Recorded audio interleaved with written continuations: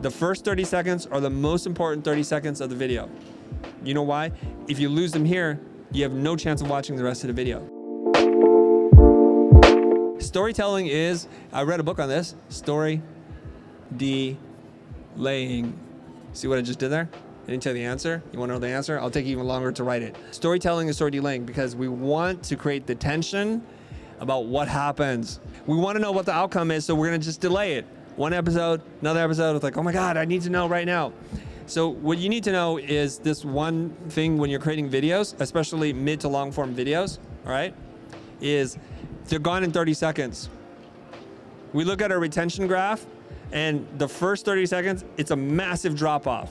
So if everybody who watched the video, if you've lost 60, 70% of your audience, now you only have 30%, that's why you're not getting the views. So you have to make sure you front load it with things that keep them involved.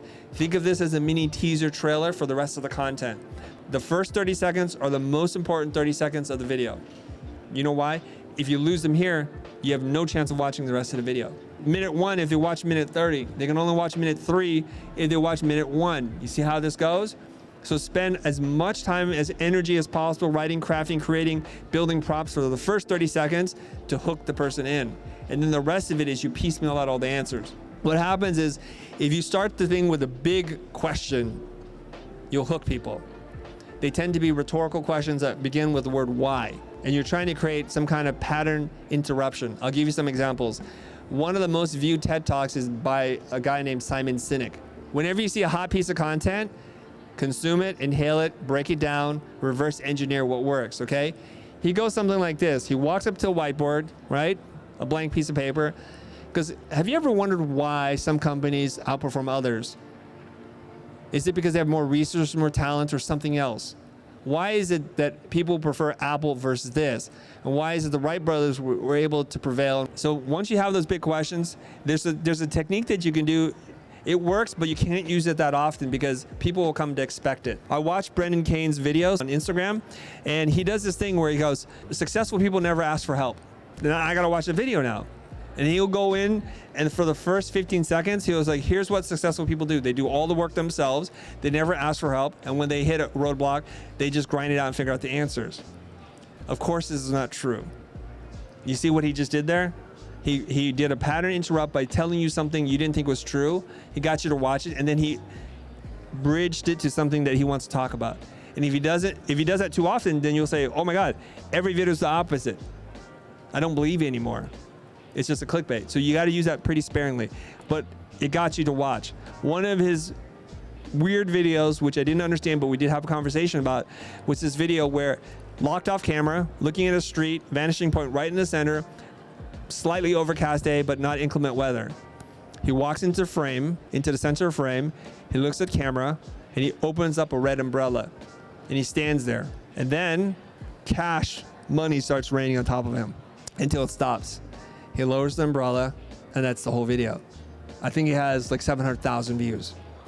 You know what he was able to do in that video? Does anybody know why that video got 700,000 views? Suspense. You would have gotten extra points if you said the words that I wanted you to use. Story delaying. He just drew it out like, you're like, what? What? And each time he would change the stakes. Why is somebody walking in a frame with an umbrella? Why is the umbrella open? What's going to happen? We expect rain to come down or water or something, but instead cash comes down. It's just weird. So weird also works as long as you're able to draw them to the very end. So we're going to create the pattern interruption, the hook, the big rhetorical questions. And then if you want to, you can have a small or a soft call to action. A soft call to action isn't like trying to do a hard pitch, trying to sell you anything. It's more like, hey, before we go on, if you like and comment on the channel, appreciate it. It helps with the algorithm. You'll see a lot of people doing that, and those videos tend to do well because we forget or we've lost them and they forgot to do it and it's done. So you can do a soft call to action, okay? Other kinds of soft call to action is like a little bit sneaky stealth marketing where you wear a certain hat or something like that and you're not telling anybody to do anything, but it's pretty apparent what's happening. And then what you want to do is you want to get it right into the topic, the what and the how.